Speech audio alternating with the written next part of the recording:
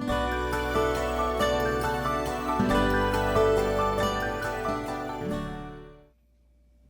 everyone, it is June 7th on Read Through the Word, and I hope that you are having a wonderful day.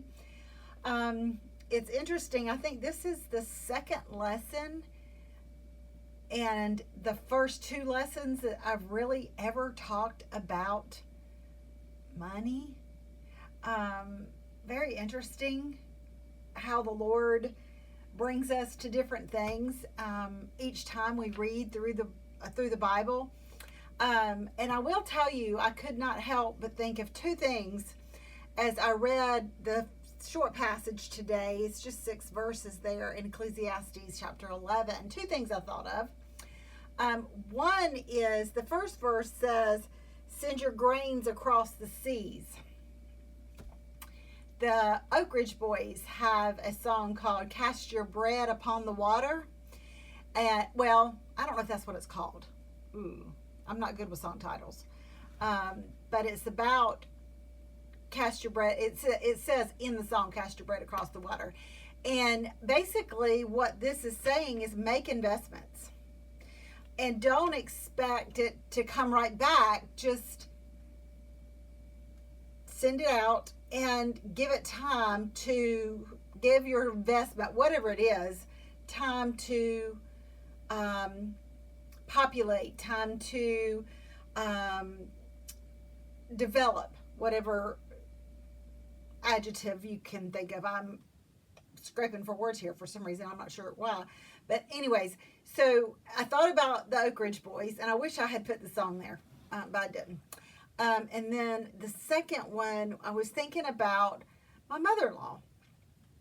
My mother-in-law was one of 12, but one of the children died at birth, so she was one of 11 living children. And she was so poor that you could see the stars through the ceiling of her house and feed the chickens through the floor of her house. They made dresses.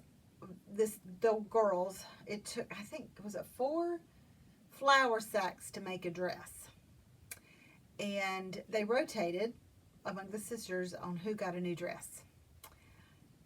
And she had to walk up a dirt road and everything to get to school. She had to milk cows before she could go to school, before she could leave for school for that day.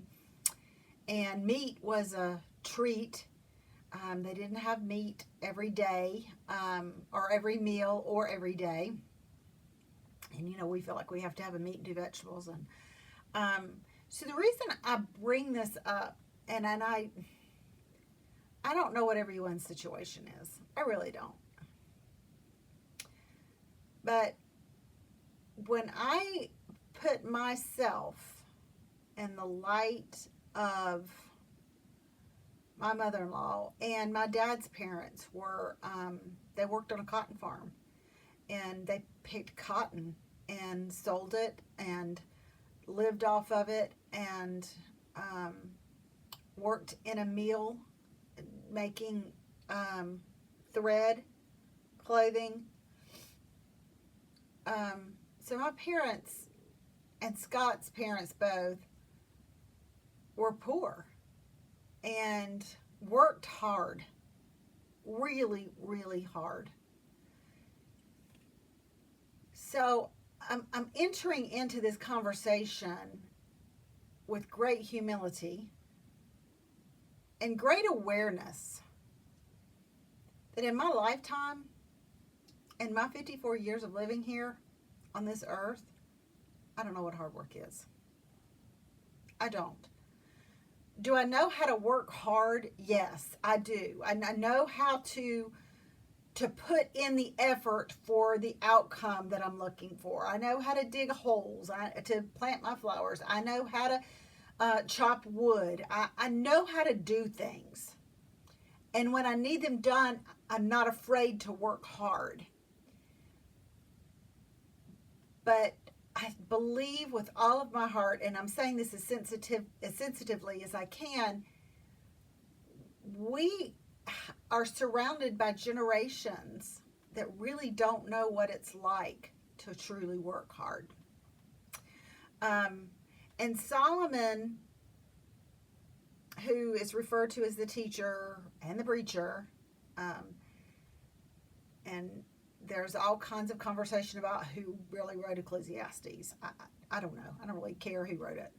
It's great information. It's not going to, I don't mean like that sounded kind of rude. I don't really care. It's not a concern to me about who wrote or who did not write this book. But bottom line here, he's basically saying to the reader to keep working. Don't stop. I don't know that there's any verses about retirement in the Bible. Maybe there is. I'm not at retirement age, so I haven't looked for any, but maybe there is. Work hard, be diligent, and make wise and diversified investments.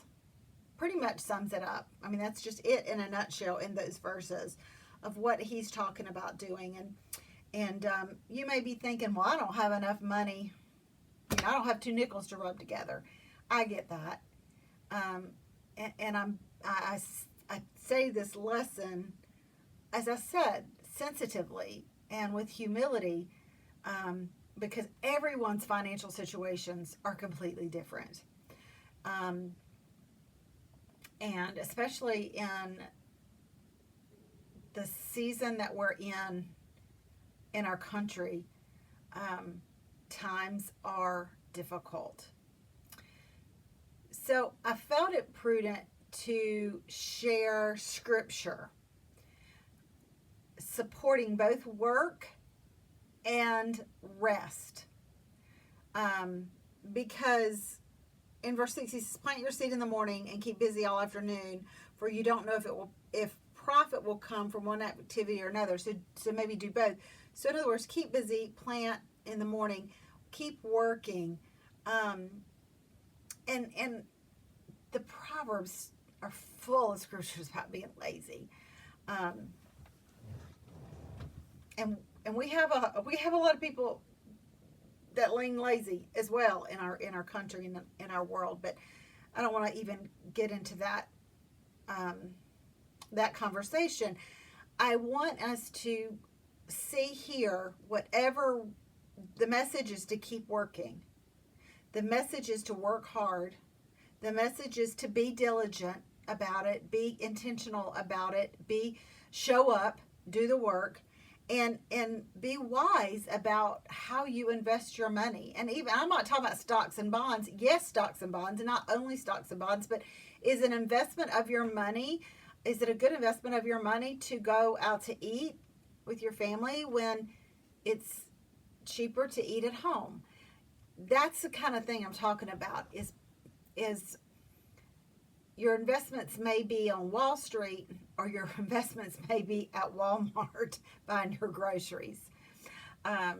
So just keep that in mind as you're listening to this lesson, and you may listen to it more than one time. But I chose verses that had to do with, I just put in work of my hands and found verses about asking God to bless the work of our hands, but yet trusting Him with the direction of our work path. So there's several of those there, and I put them in English Standard Version just for time's sake. I didn't look up different translations, but you certainly can do that. And then I put some verses there about sleep and rest, because that's important too. Even God rested on the seventh day, not because He needed to, not because God was tired, but because He's setting an example of setting a day aside for rest and for set apartness from the rest of the week and the rest of the world. So there is something very holy and very righteous and very right about making sure that we take a day off week of work for the week. I don't want to get tangled up in whether it's Sunday or not. I don't want to get into that conversation. because there are people that have to work on Sundays, and I'm grateful for those people. Because when I go to the hospital, I want to be taken care of if I have to go to the hospital. So I'm not sure whether I babbled along with the lesson here, but yeah, just it was very intentional in these verses of what he's advising us to do and counseling us to do. And then I just wanted to give some support to that with Scripture. There's no better place to fall back on for support than Scripture. And we'll see you the next time we're together on Read Through the Word.